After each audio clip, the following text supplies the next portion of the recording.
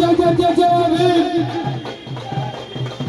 बहुत बहुत धन्यवाद श्री एस.के. चौधरी जी का जो हमारे बीच में आज पहुंचे और मैं दिल से शुक्रिया करता हूं परिषद के उन सभी पदाधिकारियों को जो आज यहाँ मौजूद है, उनका तहे दिल से धन्यवाद करता हूं और ये कार्यक्रम सफल हो इसकी दिल से दुआ करता हूं। जिसके लिए धरना प्रदर्शन किए गए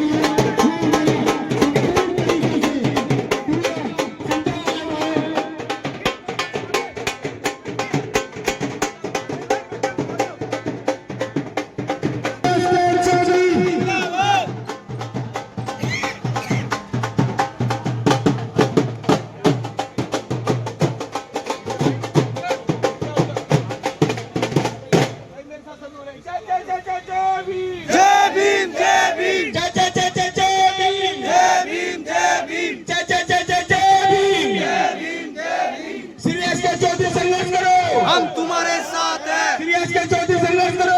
हम तुम्हारे साथ हैं। श्री एस.के. चौधरी संघर्ष करो। हम तुम्हारे साथ हैं।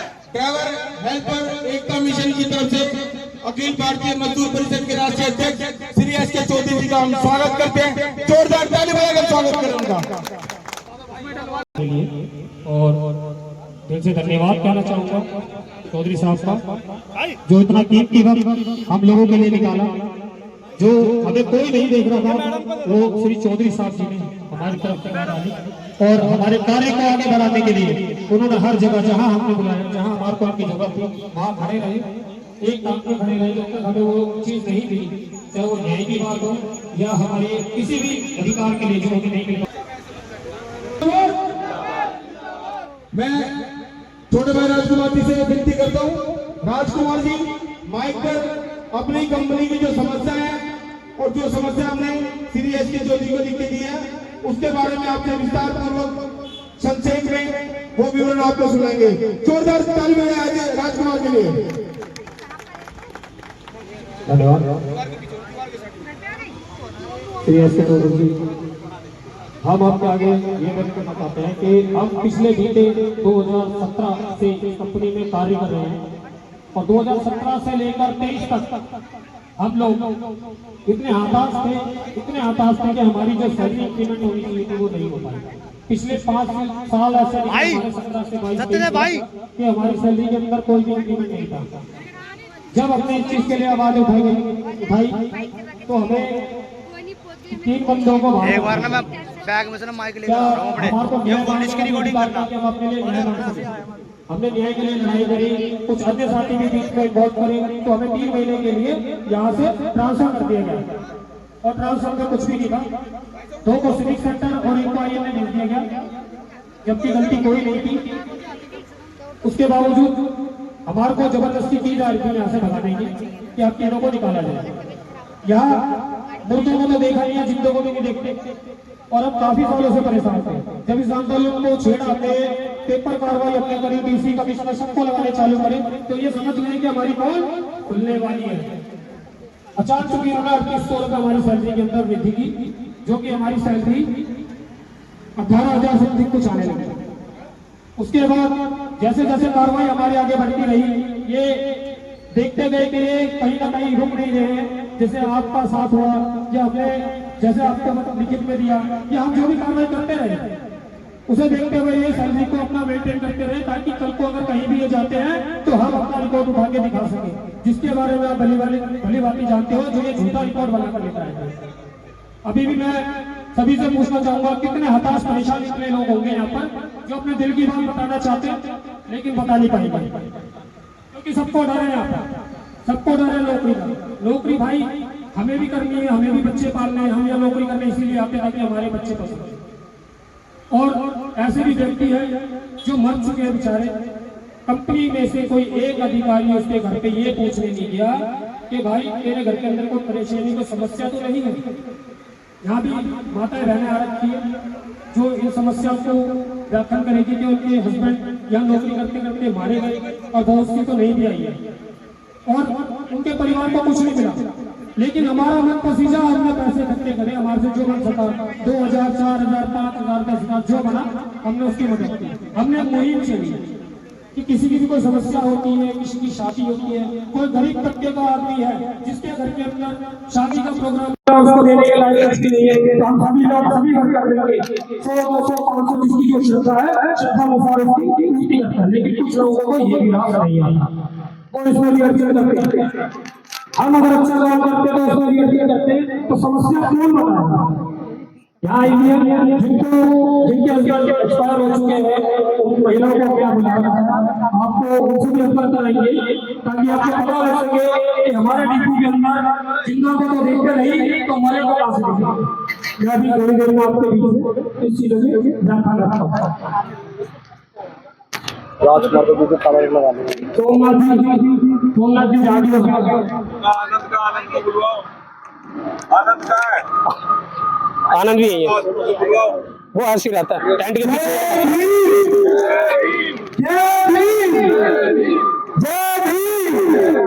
नमो बुद्धाय।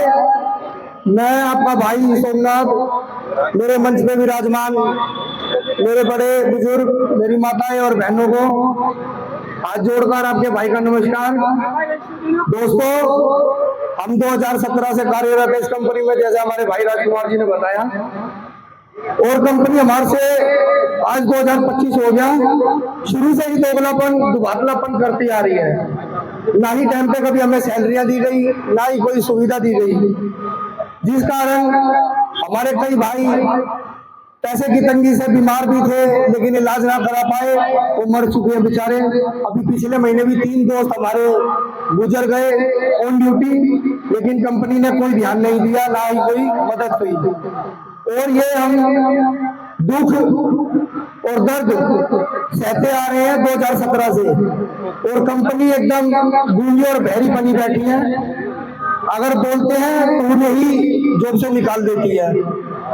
मजदूर बेचारे डर के मारे कुछ चुप रहते हैं, लेकिन कुछ हमारे भाई और हम हिम्मत लगा के जुटा के बोल रहे हैं। तो कंपनी हमारे पास कुछ भी नहीं कर रही हमारे साथ में, और हमें बहुत मजबूर किया जा रहा है। इसी कारण मजबूर होकर हमें श्री एस.के. चौधरी जी का साथ लिया।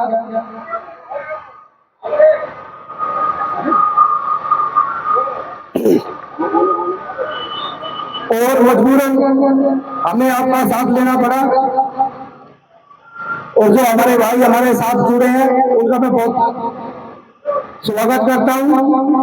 और कंपनी से यही कहना चाहूंगा कि ऐसा दोगलापन हमारे भाइयों के साथ ना करें। और दोस्तों, ये एक कंपनी का ही हाल नहीं है, ये दिल्ली की जितनी भी गाड़ियां चल रही है टिप्पर कूड़ा उठाने वाली, उन सभी का ये हाल है। गाड़ियां खराब है लेकिन लोकेशनें हो रही है। इसमें एमसीडी के अफसर भी मिली भगत है, वहां भी घपला चल रहा है। और हमारे ड्राइवर हेल्परों का पीएफपी खा रहे हैं, जो कि कई करोड़ों रुपए का घपला है। उसकी भी सीबीआई जांच होनी चाहिए ताकि ये सब खुलासा हो इसके पीछे किन किन लोगों का हाथ है। मैं आपके सामने यही बताना चाहता हूँ भाइयों कि एक रहो, नेक रहो और संघर्ष करो, तभी हम लड़ सकेंगे इस गुल्ली भैरी सरकार से। जय भीम, नमो बुद्धाय। जोरदार बजा सभी लोगों पता चला के वाले संख्या है, कैसे बजा करेंगे? जोरदार ताली बजाओ।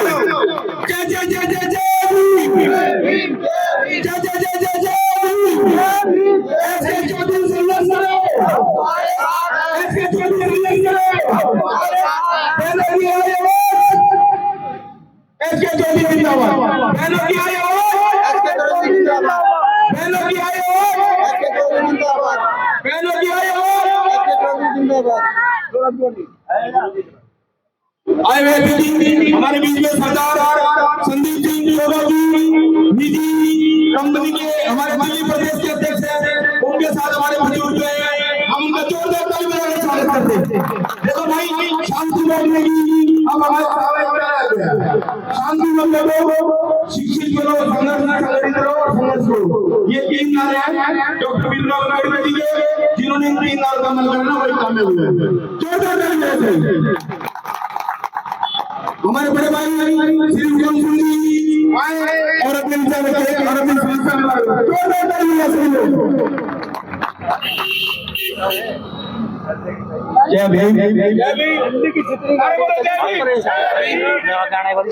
हमारे बीच में हमारे बड़े भाई SK चौधरी जी, मैं पहली बार जब इनके दफ्तर पर गया तो इन्होंने हमें विश्वास दिलाया था कि हुक्म जी आप अपनी पार्टी को मजबूत करो और एक दिन मैं आपके साथ आऊंगा। तो आज वो समय आ गया है कि हमारे बीच में हमारे बड़े भाई SK चौधरी जी मन पर विराजमान है और अभी भी जितने भी हमारी कमीशन आयोग में जो भी हमारी हाजिरी होती है तो चौधरी साहब हमारे कंधे से कंधा मिला के खड़े होते हैं और हमें विश्वास दिलाया है कि जितने भी यहाँ चोर हैं उनको जब तक जेल में नहीं भेज देंगे जब तक वो चैन की सांस नहीं देंगे। मैं आज सभी भाइयों से ये कहूंगा कि एकजुट हो जाएं। जब हमारी एकता में बल होगा जब ही हमारे चौधरी साहब मजबूत होंगे और जब वो मजबूत होंगे तो हम ये संघर्ष जीत के रहेंगे। धन्यवाद। जोरदार ताली बजाएं सभी बड़े भाई फिल्म जिंदगी के लिए। अब राजकुमार जी आगे का आदेश करो। आनंद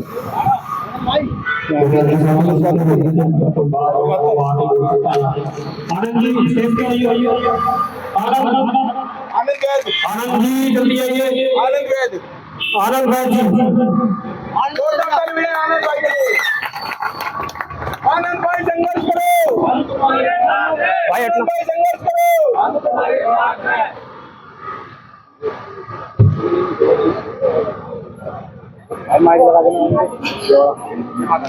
अब इसको यही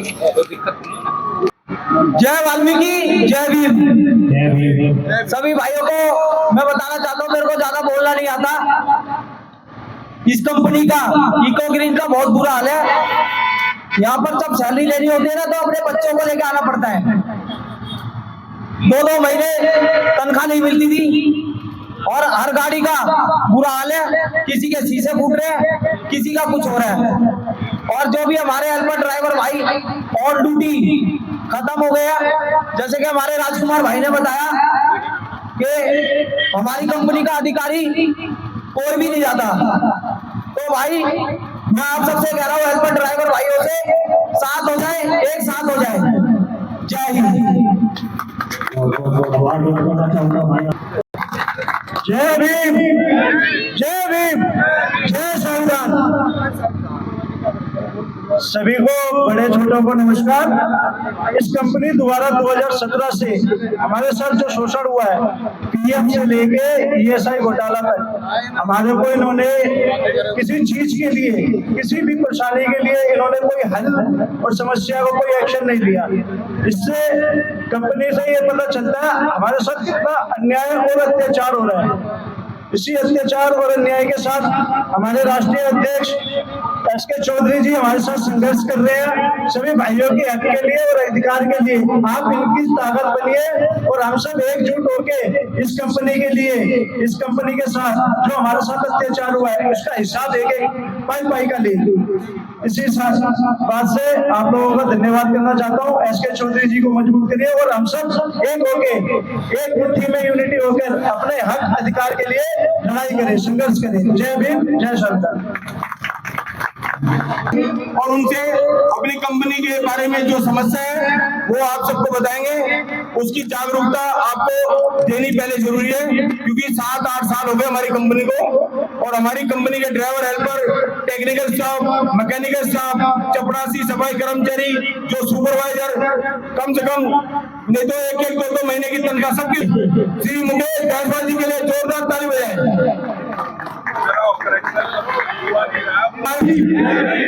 मजदूर एकता जिंदाबाद, मंच हमारी जिंदाबाद, मजदूर एकता जिंदाबाद।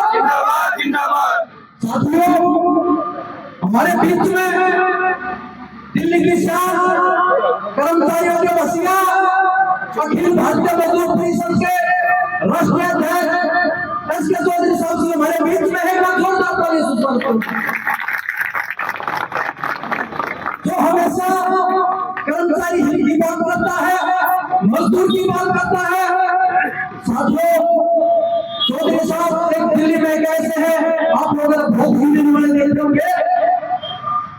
काम करवाने के लिए कर्मचारियों का प्रदर्शन करते हैं। चौधरी साहब एक ऐसे पूरी दिल्ली में जो हर मजदूर किसी भी डिपार्टमेंट में हो, प्राइवेट हो, सरकारी हो, कैसे भी लग रहा हो, उसकी आवाज उठाते हैं। उनके साथ सत्यवान सिंह जी हमारे बीच में है, गोगा जी हमारे बीच में है, मैं फसल का दिल से धन्यवाद करता हूँ। और एक बार जोरदार तालियां साथियों उन साथियों के लिए बजाओ जिन्होंने कंपनी में लगता विरोध प्रदर्शन कर रहे हैं। सबसे बड़ी बात है, एक कंपनी है वहां पर ये समझ बनाई जाती है, अगर बकवास लगातार हो जाएगा। इन भाइयों की मानता हूँ कि कोई भी समस्या अगर चौधरी साहब से कहा कि तो मान्यवाद खत्म हो गई। आप लोगों ने सही समय पर सही पहचान करी है राष्ट्रीय अध्यक्ष एस के चौधरी साहब की, जो हर समस्या का हल निकालते हैं और कर्मचारियों का काम करवाते हैं। साथियों बहुत सही मैं उठा फाइल लेकर अपने मतलब आता एक सबसे अच्छे इंसान है चौधरी साहब, जो हमेशा कर्मचारी हित में कार्य करते हैं और हमेशा खुद बिना सोचे अपनी टीम में बिना सोचे।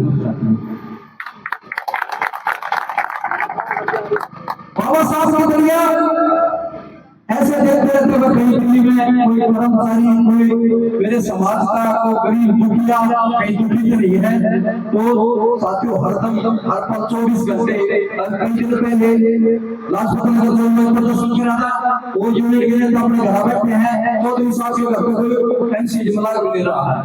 फिर भी एक दर्द है समाज का कर्मचारी का, आप लोगों के बीच में रहते हैं और मैं भगवान से प्रार्थना करता हूँ कि चौधरी साहब की इतनी आयु हो कि हमारे बीच में बैठे रहे और समाज का कार्य करते हैं।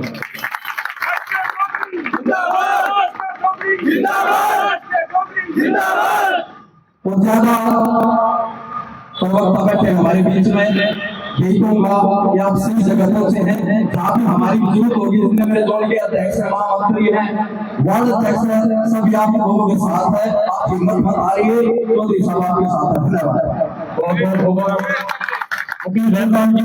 जिन्होंने सुविचार हमारे बीच में रखे, और मैं अन्य साथी को बुलाना चाहूंगा। दूर से आप लोगों के बीच में आए हैं, अगर किसी की कोई समस्या का रोनी जोर मांगरेला जो में कोई भी प्रदर्शन कर रहा है, सब मिलजुल कर काम करना। धन्यवाद। मंगतलाल जी हैं, मैं कहूँगा अपने विचार रखना थोड़े कम रखिए। तब ये 1 मिनट क्यों होगा, जब 2 मिनट होंगे 20 सेकंड बहुत ही अच्छे प्रवक्ता है। कई बार प्रवक्ता खींचना पड़ेगा तो माइक पास हो जाएगा। आज तक हम बोल बाबा साहब के चरणों में नमन करते हुए आप सभी को हमारे राष्ट्रीय अध्यक्ष एस के चौधरी जी, हमारे पंडित मोराजी जी बैठे में प्राइवेट सेक्टर के दिल्ली प्रदेश के अध्यक्ष हैं, हमारे बिट्टू प्रधान जी हैं, हमारे और दिल्ली प्रदेश के अध्यक्ष मुकेश जायसवाल जी, सत्यवान मजदूर एकता जिंदाबाद, मजदूर एकता जिंदाबाद, समाजवादी मुर्दाबाद, अफसरशाही मुर्दाबाद, अफसरशाही जिंदाबाद। साथियों, हमें मेरे लिए क्यों दिया है बोलने के लिए, ये जो देश के अंदर ठेकेदारी प्रथा निजीकरण के ऊपर मैं थोड़ा सा मैं बोलूंगा कि पहले जो आज हमारे ठेके में काम करने हमें के कर्मचारी की टाइम के अंदर ये पूरा विभाग एमसीडी के अंदर आता था, और किस तरीके से हमारे धीरे धीरे एमसीडी के अंदर निजीकरण करके पूरे का काम ठेके में देने के बाद आज हमारे मजदूर वर्ग की क्या हालत है आप देखिए कि किस तरीके से उनको बाधाग्रस्त किया जाता है, और उतनी मेहनत मदद से काम करने के बाद भी उनको सैलरी मिलती है, गारंटी ऑफ जॉब उनकी खत्म हो गई और उनके आवास 8 घंटे की बजाय 12 घंटे 16 घंटे की ड्यूटी देनी पड़ती है। इसी को कहते हैं ठेकेदारी प्रथा। और जब ये ठेकेदारी प्रथा है एक किस्म से ये राष्ट्रीय समस्या पैदा हो रही पूरे भारत के अंदर कि आज मजदूर वर्ग जो एक परमानेंट जॉब होती थी उसको खत्म करके धीरे धीरे ठेके का काम मार्केटों का पेपर में आना जितनी भी मार्केट है उनको भी ठेके पे दे दिया जाएगा। इस तरीके से धीरे धीरे एफसीडी के अंदर प्राइवेट निजीकरण करके ठेके पे देते क्या हालत करना चाहते मजदूर वर्ग की जो कि नहीं होना चाहिए। तो पहले तमाम भारत के अंदर ठेकेदारी प्रथा निजीकरण नहीं थी। किस तरीके से समाज देश के सरमाएदारों ने देश के अंदर निजीकरण ठेकेदारी प्रथा लाकर के अपनी उम्र को कम करता तो जानते थे कि देश के अंदर ठेकेदारी प्रथा निजीकरण लाने के बाद धीरे धीरे हमारे आर्थिक सुधार हो गए। इस तरीके से उनको 12,000, 15,000, 30,000 रुपए देकर उनका शोषण किया जाता है। बड़ी अफसोस की बात है गवर्नमेंट एम्प्लॉइज होते हैं हमारे लोग तो उनकी सैलरी 50-60,000 रुपए तनख्वाह होती। अपने परिवार के लोगों को अच्छे से अपने बच्चों को पढ़ा लिखा करके ठीक ढंग से अपने गुजारा कर सकते थे लेकिन वो नहीं हो सकता। किस तरीके से ठेकेदारी प्रथा ला करके हमारे मजदूर वर्ग को फिर से करा दिया इसका हम बहुत बड़ा गौर करते हैं और बड़ी अफसोस की बात है। यहाँ पर हमारे सीईओ हैं अजय सिंह जी जो पासपोर्ट से पेपर मजदूर बिहार के और बड़े अफसोस की बात है कि सीईओ साहब आप लोग हम देख रहे थे वहाँ लेबर कमिश्नर के पास जब आपकी तारीख होती है वहाँ पर पहुँचते हुए वहाँ के अपने छोटे मोटे अफसरों को वहाँ भेज करके वहाँ अपना खाना बंदी करते हम देख रहे हैं वहाँ पर उस तारीख से हम होते हैं जिनको आना होता है एक कोई ना कोई बहाना ऐसे अफसर को आप लोग उनके भी नारे करवाएंगे कि ऐसे अफसरों को पता होना चाहिए कि मजदूर वर्ग में कोई ताकत है। ये देश के अंदर इस देश की जो राष्ट्रीय समस्या पैदा होता है कोशिश कर रहे हैं हमारे चौधरी साहब कि ये जो राष्ट्रीय समस्या पूरी तरीके पूरे भारत के मजदूरों को संचित करके वो एक राष्ट्रीय चलाने की तैयारी करेंगे देश के अंदर ये जो ठेकेदारी प्रथा शुरू हुई है इसको धीरे धीरे खत्म किया जाए। हम लोग सरकार से मांग करेंगे कि देश के अंदर धीरे धीरे जो ठेकेदारी प्रथा निजीकरण हुआ है इसको खत्म किया जाए ताकि इससे हमारे लोगों का गारंटी ऑफ जॉब खत्म हो गई टावर्स बढ़ गए सब कुछ खत्म हो गया। ये बड़ी अफसोस की बात है और ये इसके खिलाफ भी आप कार्यवाही करेंगे। कि हम लोग जो दलाल किसान की यूनियन 70-75 यूनियन बनाकर के समाज के लोगों को और 15-20 लोग धीरे धीरे इस तरीके से जीवन बना करके इन्होंने बड़े समाज के लोगों छोटे छोटे क्षेत्रों में बांट दिया। यही कारण है व्यक्तिवाद के लिए काम करते अपने बेनिफिट के लिए काम करते उन लोगों का भी हम बहुत बड़ा विरोध करते हैं। अजय सिंह मुर्दाबाद, अफसर साहब मुर्दाबाद, अफसर साहब मुर्दाबाद, अजय सिंह मुर्दाबाद, मर गए आया करेंगे क्योंकि इसी के कारण यहाँ पर सबसे बड़ा समस्या कर रहा है इसका बहुत जरूरी है। इसके खिलाफ जितने भी नारे लाएंगे असल तो हमारे प्रोत्साहन देंगे हमारे इनको देंगे लेकिन ये काम है जो धोया है उसको जगाने का अजय सिंह मुर्दाबाद। अरे अफसोस की बात है उस तक आवाज जो आवाज जारी किए थे कहते हम श्री के अंदर लोगों के अंदर लोगों ने उसका चर्चा किया था हम चाहते हैं उसका ताले बजा के ऊपर प्रतिष्ठा होना चाहिए। अजय सिंह मुर्दाबाद, अजय सिंह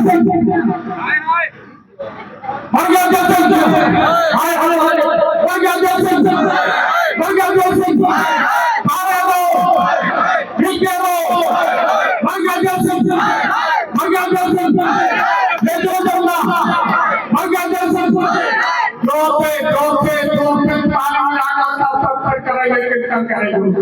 ऐसे बदमाश अफसर है यहाँ पर जो समय पे कुछ भी नहीं काम चाहिए होगा, पावर भाग लेते हैं और उनको देते भी नहीं है और हम वापस जमा भी नहीं करते। बड़े अफसोस की बात है, ऐसे अफसरों के खिलाफ हमें जोरदार चला रहा है।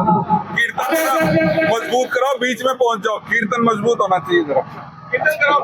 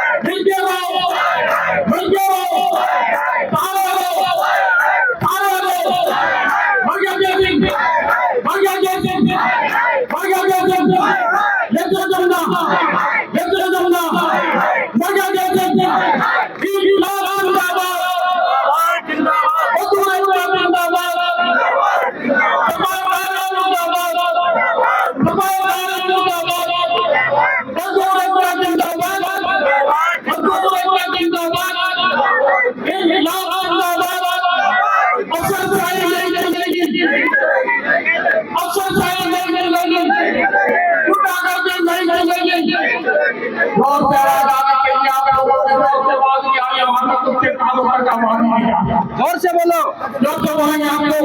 अफसर चाहिए नहीं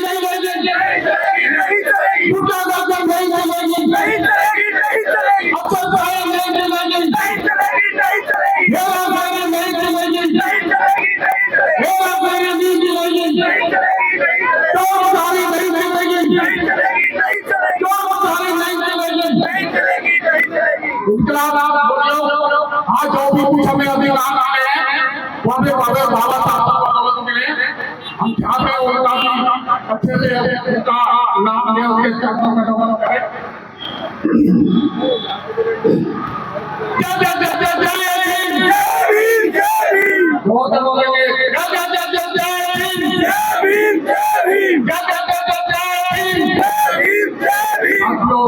हमें जो भी कुछ मिला 26 जनवरी 1950 के बाद इस मजदूर को सारे अधिकार मिले। इससे पहले कोई भी अधिकार नहीं थे, जिससे हमें कुछ मिला है वो 26 जनवरी 1950 के संविधान के तहत भारत के अंदर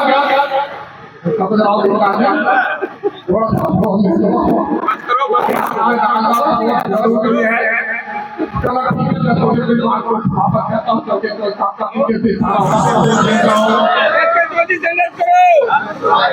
ये परिषद का कोई युवा साथी बोलना चाहता है तो वो मंच पे आ जाए। दूसरा, परिषद को क्या आदेश होंगे वो तो मैं आपको स्पीच में दे ही दूंगा। अब मेरे से पहले मैं माइक पे आने का न्योता देता हूँ विशाल पहलवान मंगोला से, ग्रेटर नोएडा अध्यक्ष पश्चिमी क्षेत्र उत्तर प्रदेश को। हमारे पहलवान भी और युवा साथी भी हैं और दो नोएडा से टीम आई है, उनका भी मैं अभिनंदन करूंगा। आपसे जब मैं वक्ता बनूंगा तो मैं निवेदन करता हूँ कि वो अपने विचार रखें और ताकत से रखें और भरोसा दिलाएं कि जब यहाँ हमारे साथ शरारत हो इस ऋतु में तो आप ग्रेटर नोएडा में कुछ ना कुछ इनको इशारा जरूर करें कि ग्रेटर नोएडा या नोएडा या गाजियाबाद या दिल्ली और अन्य प्रदेश के जो हमारे साथी हैं वो भी साथ खड़े होंगे। जोरदार तालियों से विशाल पहलवान मंगोला जी। बड़े बुजुर्ग और नौजवान सभी को नमस्कार, जय भीम जय वाणी। उसके बाद हमारे जो चौधरी साहब हैं उनको उनके चरणों में नमन करता हूँ और जितनी मेरी टीम है उनका धन्यवाद करता हूँ कि मुझे बोलने का मौका दिया।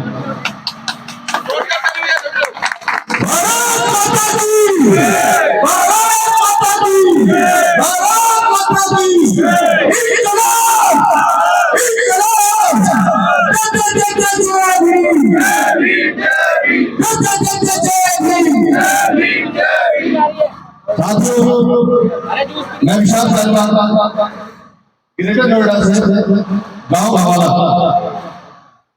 जैसे कि आए दिन हमारे जितने भी मजदूर हैं उन पर शोषण होता जा रहा है। हमारे ही बीच के लोग जो आला अधिकारियों को रास्ता दिखाने का काम करते हैं, सबसे पहले मैं उनसे कहना चाहता हूँ अपनी जगह रख ले। अब वो समझ नहीं रहा क्योंकि प्रकृति ऐसे बच्चों को जन्म देती है जो शोषण नहीं दे सकते, जो शोषण नहीं दे सकते।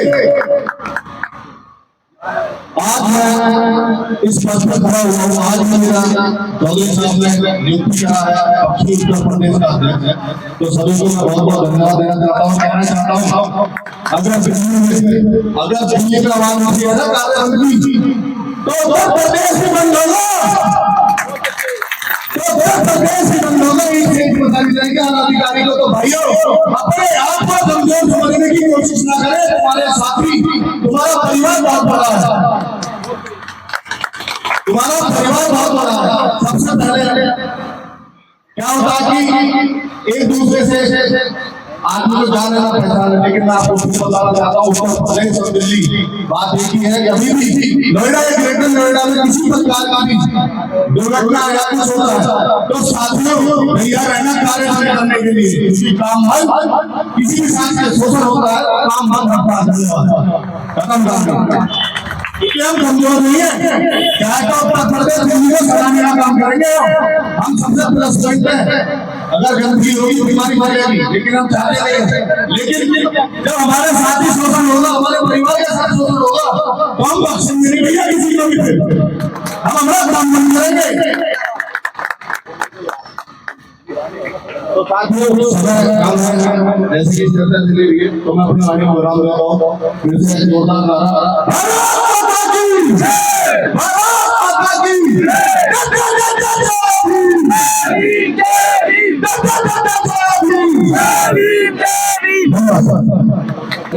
अब हमारे बीच में साथियों जिसका सुबह से इंतजार दिल्ली के आन बान साफ सफाई कर्मचारियों में बसिया राष्ट्रीय अध्यक्ष यशवी चौधरी जी अपने विचार रखेंगे। जो साथी पर खड़ा है 20 मिनट 25 मिनट या घंटा तो ये साथ से विचार सुना, एक एक बात सुनने की साथियों, अगर और कोई बात हमारी भी ना सुने चलेगी। चौधरी साहब S K Chaudhary S K Chaudhary S K Chaudhary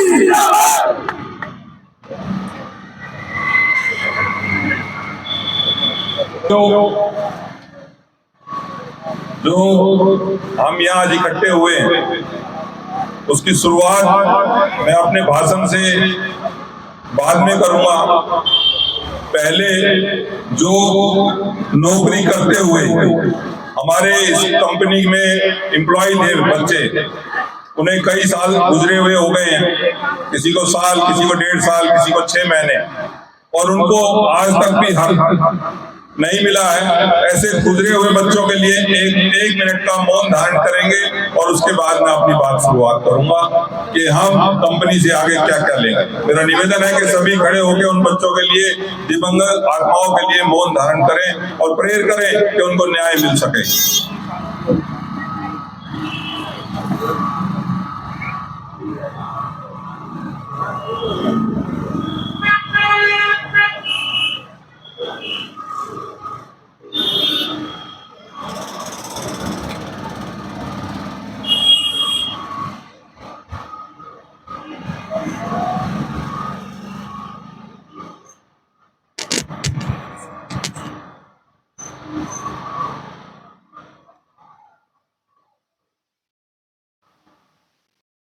बहुत बहुत धन्यवाद।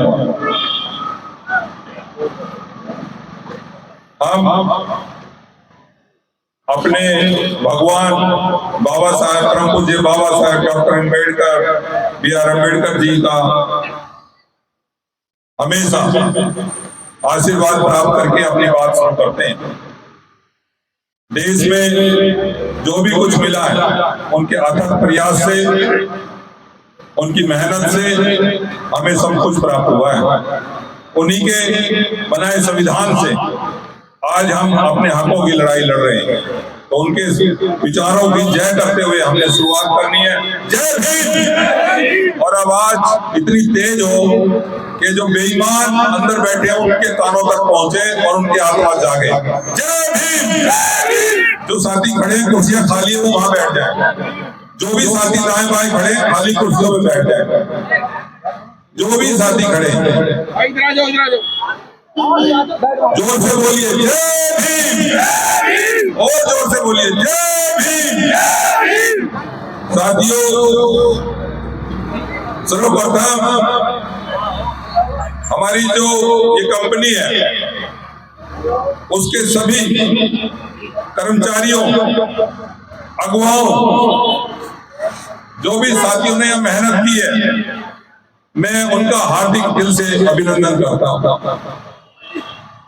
बहुत बिरले लोग होते हैं जो मेहनत करके संगठन को खड़ा करते हैं, बहुत डर भी होता है। उसके साथ साथ सभी आदरणीय हैं मेरे लिए। सर्वप्रथम हमारे बुजुर्ग आदरणीय मंगतलाल जी, बल्लू प्रधान जी, मास्टर राम नारायण जी, और इसके पश्चात मेरी जितनी बहनें यहाँ पहुंची हैं उनका भी अभिनंदन है। मुकेश भैंसवाल जी, सत्यवान सिंगाला जी, ताराचंद गहलोत जी, रवि गहलोत जी, विशाल पहलवान नगोला जी, राहुल चंडालिया दलगढ़ जी, रवि बड़गुजर जी, संजय तंवर जी, रवि, दीपक, अमित, ये परिवार आए हुए हैं।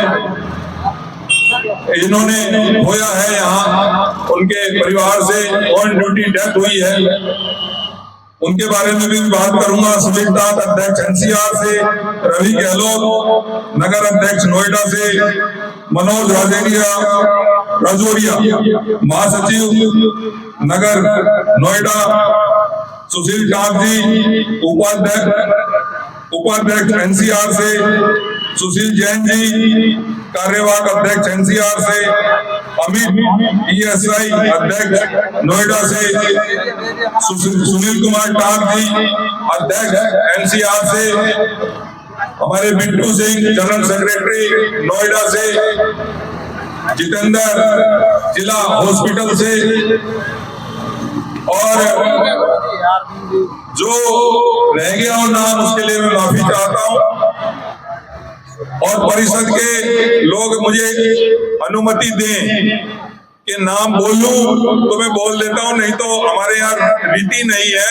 फिर भी अगर हमारे जोन अध्यक्ष हाथ खड़ा करें तो मैं नाम भी बोल दूंगा सब, क्योंकि अगर नाम बोलने पे आए तो आप लोग 150 आए हुए हो, 150-200, तो नाम में ही समय मेरा निकल जाएगा। साथियों, ये जो कंपनी है इस बात को मद्देनजर रख ले, हमसे पहले कोई आए हो यहाँ या नहीं आए हो, मुझे नहीं, मैं उनके बीच में नहीं जाना चाहता, लेकिन इस कंपनी को अब ये समझ में आ जाना चाहिए कि ये अखिल भारतीय मजदूर परिषद है। अगर है तो ईमानदारी से है, उसके सिवाय कुछ भी नहीं है। हमारी लड़ाई शुरू हो चुकी है इस कंपनी से। या तो ये अधिकारी सुधर जाएंगे या ये दिल्ली से बिस्तरा बांध के जाएंगे और तिहाड़ जेल में जाएंगे। बहुत कोशिश कर रहे हैं मुझसे बात करने की ये लोग। मैंने कहा है कि मुझसे पिछले और उससे पिछले या अन्य जो लोग रहे होंगे वो आप लोगों के कर्मचारी के रूप में नेता बन के आए होंगे, वो आपके साथ बैठ के चाय कॉफी पी सकते हैं, वो आपके साथ बैठ के समझौते कर सकते हैं। एसके चौधरी समझौता करेगा तो इन कर्मचारियों के बीच में करेगा। मुझसे कहा गया कि आप मिल लीजिए, मैं कहा जब भी मिलेंगे लेबर कमिश्नर के सामने मिलेंगे और जो मांगे मानेंगे वो लेबर कमिश्नर के सामने मानेंगे। हमारा मुकदमा इस वक्त लेबर कमिश्नर के पास चल रहा है। दूसरी बात, हमारे कर्मचारियों का करोड़ों रुपए इन्होंने एम्प्लॉयमेंट प्रोविडेंट फंड का खा रखा है। इनकी कोई सी जेब में धन छुपाया है, हर हाल में परिषद को धन निकाल के अपने कर्मचारियों को वापस कराएगा। सैलरी इन्होंने की है हेरा फेरी, उसको भी हम लेंगे। और एम्प्लॉयमेंट प्रोविडेंट फंड का एक नियम है, एम्प्लॉयर जेल भी जाता है और उसका 10 गुना पनिशमेंट भी जाता है।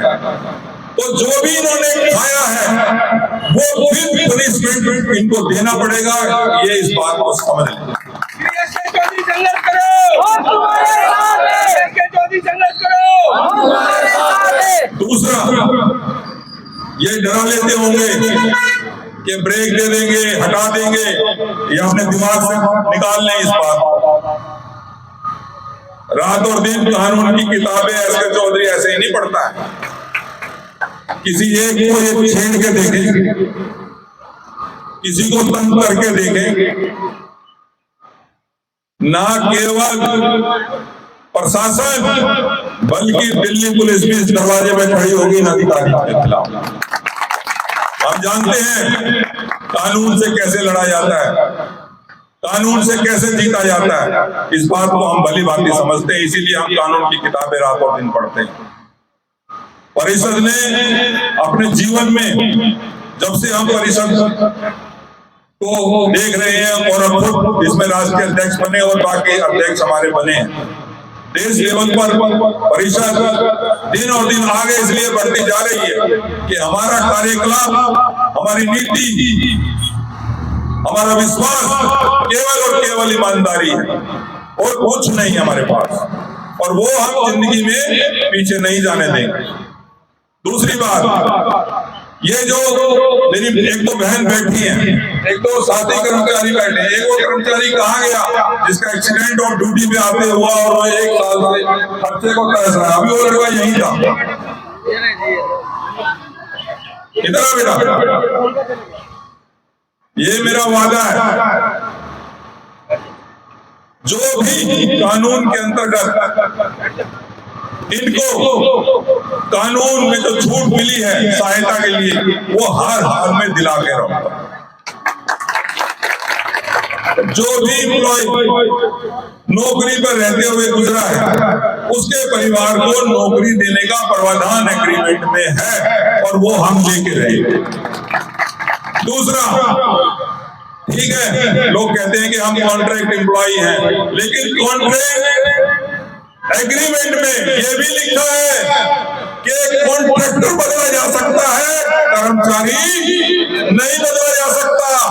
तो डरो नहीं, घबराओ नहीं, आपको कोई छू भी नहीं सकता, तब तक नहीं छू सकता। मैं अपने लोगों को भी समझाना चाहता हूं, अगर हम ईमानदारी से अपनी नौकरी करते हैं, हम दारू से दूर रह के नौकरी कर सकते हैं, हम चोरी से दूर रह के नौकरी करें, हम अपनी नौकरी को पूर्णतः समय देकर नौकरी करें, तो हमें किसी की ताकत नहीं कि कोई हमें यूं छू भी सके। हमारे हर कर्मचारी को यह भी मद्देनजर रखना है कि हमें अपनी ईमानदारी से पूरी नौकरी करनी है। तो फिर हम कॉलर उठा के कह सकते हैं अधिकारियों को, बताइए क्या कमजोरी है हमारे किसी कर्मचारी की, क्या दिक्कत है। कोई झूठा आरोप लगाएगा तो कम से कम 27 से 30 साल का मेरा भी एक्सपीरियंस है जर्नलिज्म में। कोई कैसे रस्सी को सांप और सांप को अजगर कैसे बनाता है और उसको अजगर को बने हुए को चूहा कैसे बनाता है, ये रूप और ये रंग मैंने खूब अच्छे से सीखा है। मैं जानता हूं कि कौन कितनी हेराफेरी करेगा आपके साथ, उस हेराफेरी को कैसे बंद करेंगे ये भी मैं जानता हूं। वो शुरुआत हो चुकी है, वो शुरुआत हमारे युवाओं ने, कंपनी के युवाओं ने, सभी ने, कुछ आगे है कुछ पीछे है, डे बाई डे सब एक हो जाएंगे। कुछ लोग आपकी ताकत को तोड़ने की कोशिश करेंगे, आपकी मेहनत को खराब करने की कोशिश करेंगे। आपसे एक निवेदन है कि अपने कर्मचारी से कभी मत भिड़ना।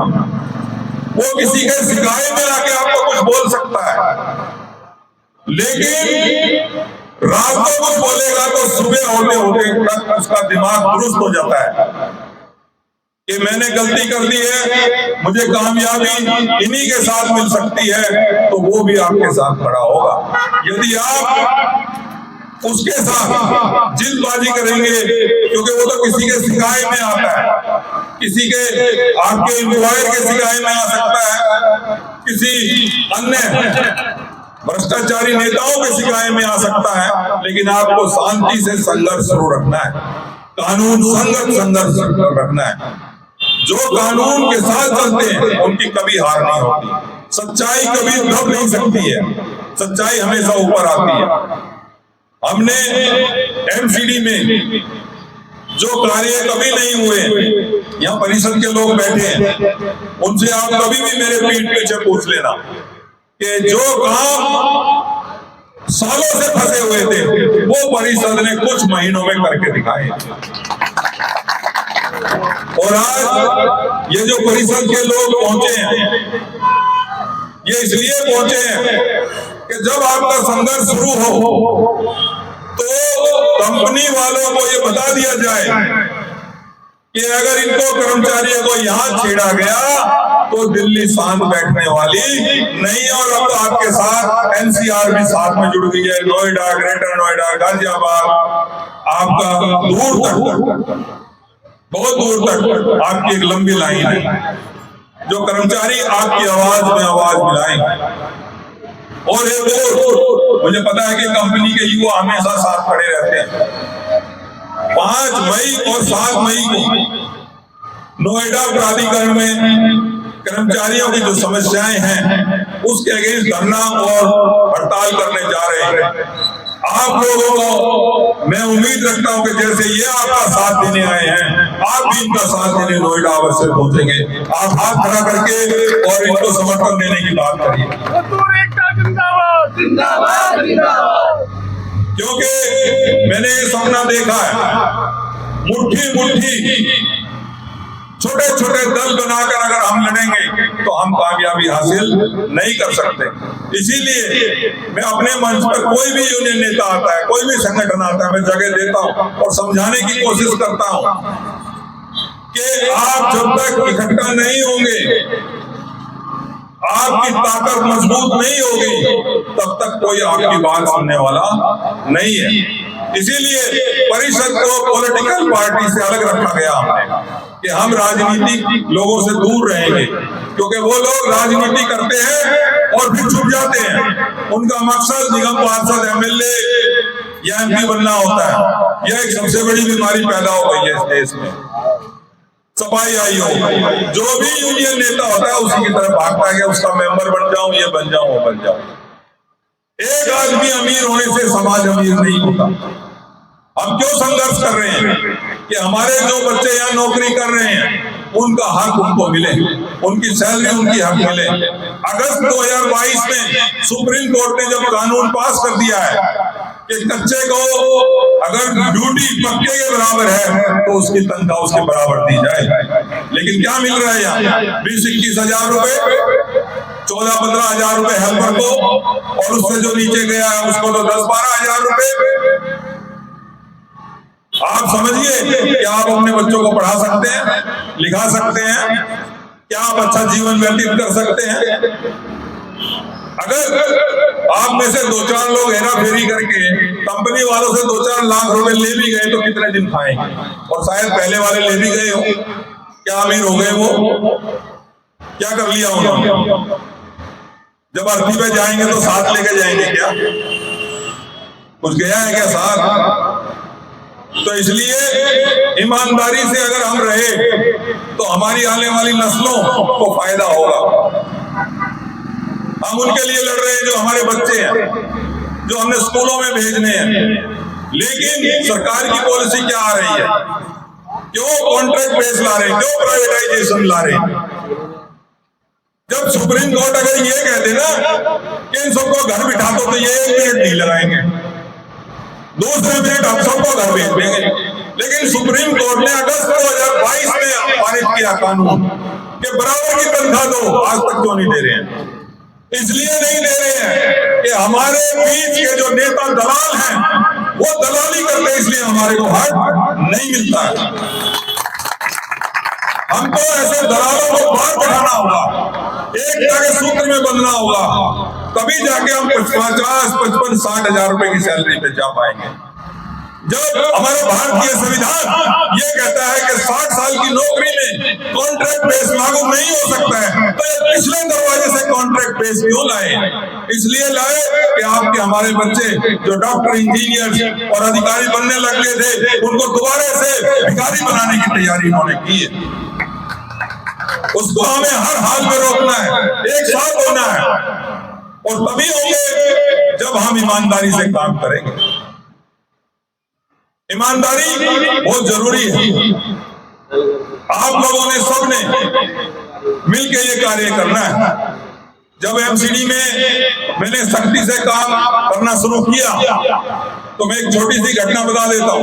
वहां हेराफेरी होती है, गुजरेगा किसी एक एम्प्लॉय का परिवार का बच्चा, और नेता क्या करेंगे? दलाल उसके बच्चे को तो नौकरी पे लगने नहीं देंगे, उसके झूठे कागजात बनवाकर अपना कोई आदमी लगाएंगे। आप ये समझिए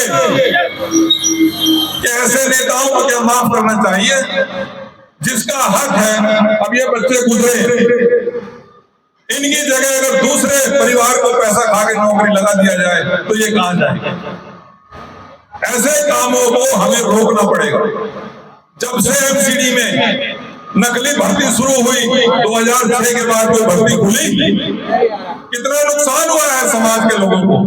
नहीं तो हर साल 12 जोन थे, 12 जोन में 2-4 हजार बच्चे हमेशा भर्ती होते थे, और नकली भर्ती ने किसको फायदा दिया? कुछ नेताओं को और कुछ अफसरों को। उस नकली भर्ती का एक और मैं बताता हूँ आपको लॉस। वो लॉस क्या हुआ? ये जो ठेकेदारी प्रथा आई है, ये हेरा फेरी और बेईमानी की वजह से आई। हमारे नेता अगर ईमानदार रहते, हमारा काम जो हम करते हैं, कहां से लाएंगे ये कर्मचारी? कहां से लाएंगे ये वर्कर काम करने के लिए? बताइए। अगर मैं ईमानदारी से यह कर जाऊं कि हम नहीं काम करेंगे, जब तक मेरा एक कर्मचारी बाहर निकाला उसको अंदर नहीं लेंगे, तो जहां गंदगी फैली और जो काम मेरे एम्प्लॉय करते, मेरे भाई बंधु, मेरी बहनें, और कोई दूसरा आ जाएगा वहां काम करने, आधे घंटे में सांस मिल जाएगा। और हाथ जोड़ के आपको कहेंगे बाद में कर लियो, बाद में कर लियो। हाथ जोड़कर कहेंगे कि आइए बाबूजी, आप नौकरी पे आइए। इस कंपनी में भी हमने तजुर्बा दिया है, 3-3 साल घर बिठाए हुए एम्प्लॉइयों को लगवाया, और मैं आया नहीं, सिर्फ फोन किया और बड़े प्यार से समझाया कि या तो इसको रख लो, नहीं तो फिर कानून की बात होगी। फिर ठीक है जी, भेज दो। और वो एम्प्लॉय आज नौकरी कर रहे हैं इसमें। लेकिन मैं तब तक नहीं आया, हमारे नेताजी ने जो है, क्या नाम था, नहीं, अपने बुजुर्ग ने जो कहा था कि, बुजुर्ग तो नहीं कहूंगा मैं, बुजुर्ग कहता ही नहीं हूं, हमारे 2 बुजुर्ग भी नौजवानों से भी ज्यादा नौजवान हैं। देखिए, नहीं वो बैठे रहो, आप बैठे रहो। मैंने कहा ना, किसी ना किसी को चुटकी मार के जरूर भेजा जाता है, वो चलता रहता है। ये चुटकी हमें खत्म करनी आती है। पुलिस को पहले से इंफॉर्मेशन है, कोई चुटकी लेगा तो वो बंद भी होगा। कोई भी एम्प्लॉय किसी तरह के कोई गुस्सा ना करे, उसका वीडियो बनाओ अगर कोई हरकत करता है। पुलिस यहाँ से ज्यादा दूर नहीं है। इधर आ जाओ सब लोग, इधर देखो, इधर देखो, सब इधर देखो, कोई कहीं नहीं जाएगा, सब इधर देखो। सिर्फ वीडियो बनाना है अगर कोई हरकत करता है तो। मैं अभी फोन करूंगा डीसीपी साहब को, और यहाँ देखना फिर क्या हालत होगी। साथियों, ना जाओ उधर, चिल्ले, बैठ जा आराम से। मैं एक बात को जानता हूं, मैंने आपको थोड़ी देर पहले ही कहा था, छोटे लालच में बहुत सारे लोग खराब करेंगे। और हमारे बीच में ये कुछ साथी आए हुए हैं जिन्होंने बाबा साहब का रंग डाला हुआ है। अगर ये किसी संगठन से हैं तो मुझे नाम भेज दीजिए, मैं इनका नाम बोलना चाहूंगा कि कोई भी साथी हमारा ये महसूस ना करे कि चौधरी साहब अकेले ही नेता बन रहे थे, हमारे को नहीं पूछा। संदीप बागड़ी जी भीम आर्मी से हमारे बीच पधारे हैं, ताली बजाकर उनका स्वागत है। साथियों, मैं पूरे फिर से उसी बात पे आना चाहता हूं। हमारा केस शुरू हो चुका है लेबर कमिश्नर के पास, और इस हफ्ते में EPF एम्प्लॉयमेंट प्रोविडेंट फंड पे भी हमारा केस शुरू हो जाएगा और उसमें पुलिस रिपोर्ट भी जारी हो जाएगी। हमने कंपनी को बहुत समय दिया, इस हफ्ते में एम्प्लॉयमेंट प्रोविडेंट फंड EPF का मुकदमा हम डाल देंगे कंपनी के खिलाफ। हमें हर हाल में, और सिर्फ हमारा जमा हुआ धन नहीं हमें देखना, जो इन्होंने जमा नहीं किया वो पेनल्टी के साथ, जुर्माने के साथ टोटल रकम हमें चाहिए। वो लाखों रुपए उन्होंने हमारा हड़प करा। तो अंत में मेरे साथ सुने नारे लगाएंगे, भ्रष्टाचार का नाश हो, भ्रष्टाचार का। एक संदीप जी बोलना चाहेंगे? बोलेंगे? मैं बाद में फिर से बोलूंगा, लेकिन हमारे बीच में भीम आर्मी के संदीप पाकड़ी जी आए हुए हैं, मैं निवेदन करूंगा कि वो अपने विचार रखें। भीम आर्मी आए हमारे नौजवान साथी के लिए जय जय जय जय जय भीम, जय जय जय जय जय भीम, जय जय जय जय जय भीम। बहुत बहुत शुक्रिया हमारे सीनियर साथी एसके चौधरी साहब, उनकी यूनियन अखिल भारतीय मजदूर परिषद और तमाम नौजवान सीनियर साथियों का आभार कि समाज ने जब आवाज दी तो एक मंच पे यहाँ जो भी बैठे थे क्रांतिकारी बैठे हैं, आपको सुना। साथियों, सबसे पहले जिस ताकत की वजह से हमें जो ताकत मिली है यहाँ एक शख्स होने की, उनको याद करे हुए थोड़ा हलचल पैदा होनी चाहिए यहाँ के प्रशासन में भी और यहाँ के अधिकारियों में भी, जो भ्रष्ट अधिकारी अंदर बैठे हैं, और इस क्षेत्र के लोगों के अंदर भी। बाबा साहब के बच्चे इतने कमजोर नहीं है कि कोई ताकतवर तानाशाह लोग आएंगे और हमारा शोषण करके चले जाएंगे। मैं चाहूंगा आप साथ देना।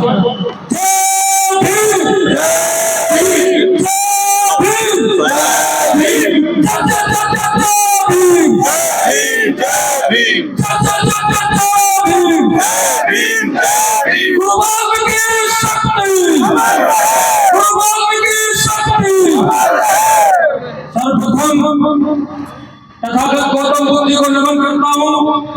संत रविदास जी, संत कबीरदास जी, भगवान वाल्मीकि जी, संत गाड़गे जी और पेरियार साहब, और जिस इंसान को जितने दिन में बर्दाश्त नहीं कर पाए, आज उनके फिल्म से उनके पेट में दर्द हो रहा है।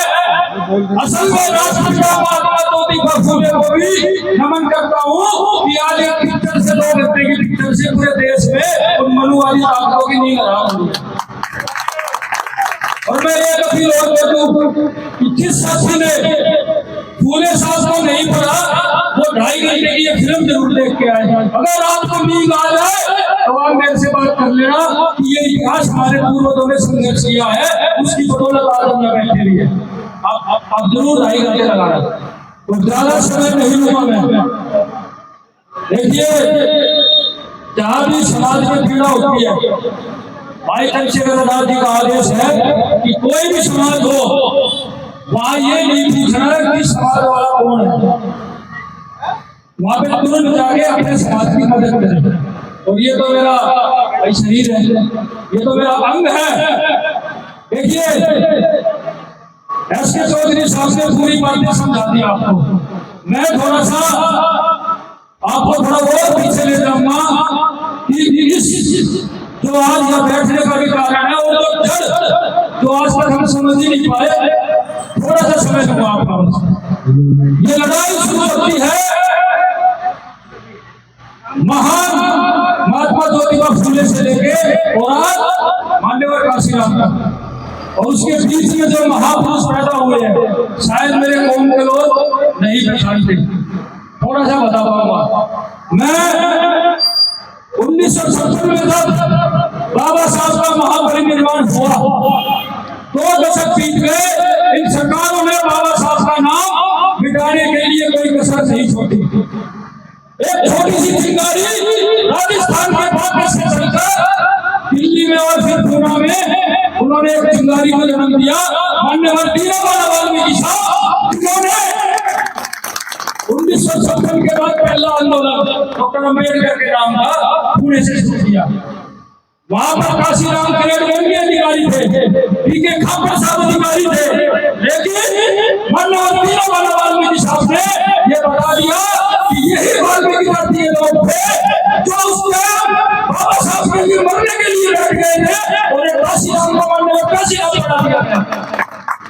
और वे पूरा से निकल के पूरे भारत देश में जातियों में अपने समाज को एक करने की ताकत दिखाई और आपको राजनीति का सुख दिया। और उसके बाद मैं आऊंगा, उससे थोड़ा सा पहले चलूंगा 1932 में अपनी कौम को याद दिला दूं कि पंजाब के बंगी वाल्मीकि समाज के लोगों ने लंदन में अपने खून से लेटर लिखा था कि कोई गांधी हमारा नेता नहीं है, डॉक्टर अम्बेडकर हमारा नेता है, जो डॉक्टर अम्बेडकर करेंगे वो हमें मंजूर होगा। लेकिन विडंबना देखिए, खून से लिखने वाला मेरा समाज, खून से लिखने वाला मेरा समाज, डॉक्टर अम्बेडकर को मानने वाला मेरा समाज आज 10,000 के लिए अपना शोषण करवा रहा है। ऐसे नालायकों की तो बैठे, ये बड़ी पीड़ा है। और मैं तो कहता हूँ और मंच पर पत्थर मारने वाले को डॉक्टर अम्बेडकर को पढ़कर आप IAS IPS पूरे देश के लड़ रहे डॉक्टर अम्बेडकर के नाम पर, और खून से लिखने वाले आज मेरे भाई 2 दिन पहले ही राजस्थान जयपुर हाईवे पे 2 लोग मारे गए, सीवर में अभी गुड़गांव में मारे गए। देखिए सर विचारधारा की लड़ाई है। अगर हम जल्दी डॉक्टर अम्बेडकर की विचारधारा अपने अंदर ग्रहण करेंगे, इतनी जल्दी हम doctor IAS IPS engineer DCS अधिकारी बनने के लिए तैयार होंगे। क्या हमें 10,000 की नौकरियों के लिए बैठना पड़ेगा? यहाँ जितने मेरे साथी बैठे हैं वो तो बैठ गए, लेकिन मैं चाहूंगा कि मेरे आने वाले बच्चे इस देश में राज करें, इस देश की कुर्सी में बैठे और इस देश को ये दिखाते दिल्ली में मेरा समाज है वो इस देश की नुमाइंदगी करेगा। ये 10,000 के लिए नहीं बनेगा। शोषण का तरीका बदला सर, पहले हम सूखी रोटी के लिए पूरे दिन काम करते थे और आज भी 10-12 हज़ार में रोटी खा रहे। कोई महल नहीं बना रहे हो, 10,000 में अगर महल बन रहे हो तो बताओ। शोषण का तरीका बदला है। आज भी रोटी खा रहे कमा के, पहले भी लंबी करके रोटी खा रहे थे, लेकिन उन लोगों को इत्तेदार नहीं कि हम मेहनत करने वाले कौम को अगर वे गुलाम समझने की भूल करेंगे तो उनका इलाज कर दिया जाएगा।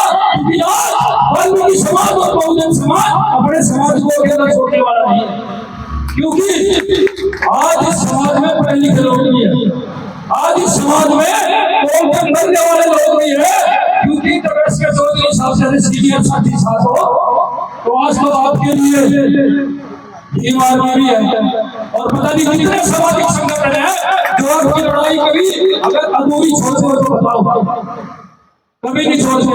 मैं तो ये कहूंगा अगर ये फैसला कई दिन और आगे लड़ा तो आगे तक मत ले जाओ। अगर SK चौधरी साहब आदेश करेंगे तो हम इनकी अकल ठिकाने लगा देंगे, पीछे में भी हम बनेगा।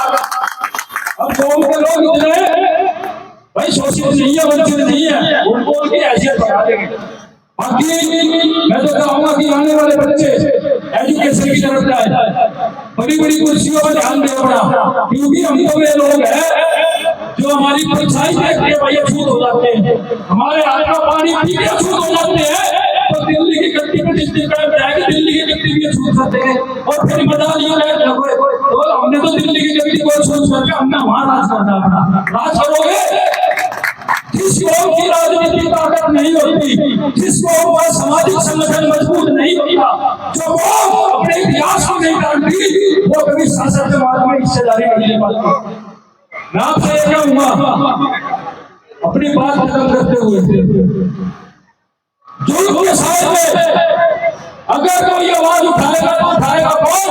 अगर आज भी मेरा बहुजन समाज एक साथ होकर बोलेगा नहीं तो इस देश में बोलेगा कौन? जय भीम, जय भारत, जय संविधान। बहुत बहुत धन्यवाद। जहाँ आपको दूध पड़ेगी SK चौधरी साहब के साथ, भीम आर्मी पश्चिमी दिल्ली का एक आदमी एक जनता आपकी लड़ाई लड़ने के लिए तैयार खड़ा है। ऐसे दो साल में हम आवाज कर देंगे, 2 मिनट में बंद कर देंगे इसको। जय भीम जय भारत। बहुत बहुत धन्यवाद। बहुत नौजवान